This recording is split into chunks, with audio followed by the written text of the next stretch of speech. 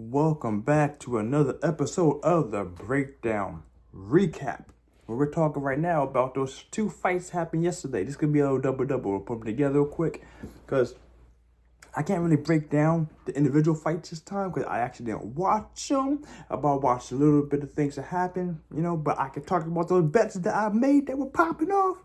Hope you guys followed the video and place these bets because fact of the matter is, they were slapping, all right? So going down the line, I have 5 bets I picked. All right, 5 each match, right? So we're gonna come off right here. First thing first, the money line. All right, first off, money line. Bink. Both of them won as to be expected. You know what I'm saying? Tank Davis, I didn't expect Frank to beat him. You know what I'm saying? He just had no experience or camaraderie to just take off that work, And Benavidez, David Benavidez. I mean, nothing about our man, Alexander. What's his name? Gvozdyk. Nothing about him screamed, I have the capabilities to not be walked down and take these big power shots. Because, man, it was like I looked at it a little bit ago. It was like 165 power shots landed compared to 92 or 84, something like that. Benavidez is just, and everything I watched, oh my goodness, it was just hitting. He throws his punch with every shot with malicious intent. Every time, phenomenal. Benavidez. Canelo don't want none of that smoke for a reason. All right, so bing, we got both of them double whoops, okay? Most punches thrown, okay? Bink, I said Frank wouldn't throw that there. The other guy, he threw more punches as to be expected. Bink, got that here too. What's his name? Alexander threw more punches. To be expected, both the guys are the more agile, active boxers, and compared to their opponents, and the other opponents were the power punchers, okay? So we got both those things right there. Bing. All right, so we got 4. Right now we're looking at 4 for 4. And as we keep going down this path, most punches landed, all right? Tank, womp. Tank Davis did not quite do that one, all right? The reason being, because the boy dropped when he tried picking it up. And actually, just FYI, we missed most punches landed for Tank, or at least a tie and not having it, and just being had a void, because he was off by 2 punches. 2 punches. If the boy didn't drop after that uppercut on the ropes and then hook shot to the face, there might be 2 more punches thrown, you know what I'm saying? But unfortunately, we missed out on that one. But Tank did exactly what I expected, minus the forward aggression, being aggressive, pushing towards him the entire time. But he starts simple punches and stepping in between. Bing. The count of punches, do work. It's slow ramp up, as to be expected, all right? Over here, though, we hit that. Most punches landed by, Benavidez. Because, like I said, this guy throwing punches, Alexander, but the punches landed, the accuracy was just phenomenal. I think it was like a 52% accuracy for his punches being thrown, or 48, somewhere around there. It was something high, some Mayweather type shit, right? Excuse me, he's not even, he does very accurate punches. And the thing about that is it surprised me. But either way, right now, we are 5 for 6. Wait, 1, 2, 3, 4, 5. 5 for 6 right now, right? And then we go down to the next one. What's the next one? Under 10.5 rounds, all right? Bink, we got that here. Tank Davis, that knockout. Like I said, we ain't down for it yet, but that knockout ended in round 8? Ooh, boy. Over here, though, not so much, all right? He actually went the distance, which actually surprised me.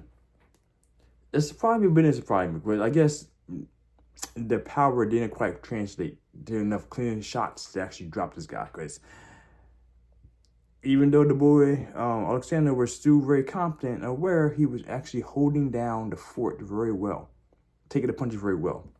So I might have that Israel Adesanya situation where he goes up a weight and the power punches don't translate. Same thing happened with Berto. AB, Adrian Broner. Same thing happened with him. His power didn't translate to higher division too well, okay? So there's that, right? So we're now looking at what? 1, 2, 3, 4, 6 of 8, all right? And then the knockout. Tank Davis, bink. Like I said, that 8th round, which, by the way, I said knockouts happen in round 7 or round 8, which, if you guys listen to me, which would be the case, you bet that round directly for like a plus 2,000 or plus 1,800, something like that, give or take. That was a nice little come up there, right? Unfortunately for me, I fell asleep before I got to put the bets in for this match here. It's the only problem being a third shift worker and doing things during the day. I actually wasn't able to get up because I was doing a whole bunch of stuff busy all day yesterday. Otherwise, I kick up too. And then the knockout over here did not happen, right? So then went to decision, just like I said. So that's okay. So 1, 2, 3, 4, 5, 6, 7. 7 for 10 for the picks. All right. Almost been 5 for 5. Okay, the only thing about this, you can't really parlay these picks too well because they don't mesh too well. That's the problem. But I did find out yesterday while I was trying to bet, I actually mixed the two by accident. I forgot. I was actually in between doing things. I made a bet here for a knockout between 8 to 9, 6, 7, 8, 7, 8, 9, I think it was. I did 7, 8, 9 for Benavidez, and I meant to do it for over here with the under 10.5.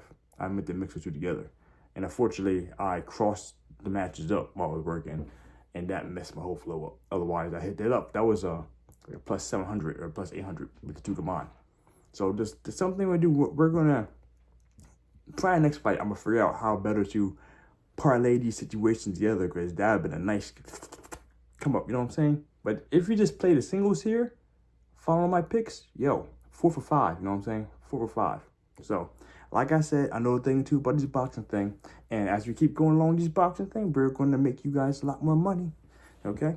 So, like I said, final evaluation for the night, 7 for 10 for yesterday's boxing fiascos, right? We just did 2 fights. I'm not going to lie, I wasn't too confident in the move up for the bill. I mean, I knew Benavidez was going to win the fight. So, like, you feel that right bankroll and just actually that's what get a little further than that. Having the right bankroll, you can take better advantage of the money line situations for the big odds spreads, right? But some of the other bets that I bet there, the odds were a lot more delicious. Like the odds for the most punches and the over-unders were 10.5. That was actually smooth. That was like a negative 110. So, like, if you are able to discern the information like I am, or listen to my information in the first place, you can make some pretty decent money off these kind of picks. And these kind of picks here, I'm going to be doing a lot more of these. Focus on my game and actually come up a lot harder on these kind of picks. The boxing is easy when you know what's going on in the box, you know what I'm saying? So that being said, I mean, just say that, like, I'm not going to lie, guys. I'm literally doing like 20 to 30 minutes of quick research about these boxers before these fights happen.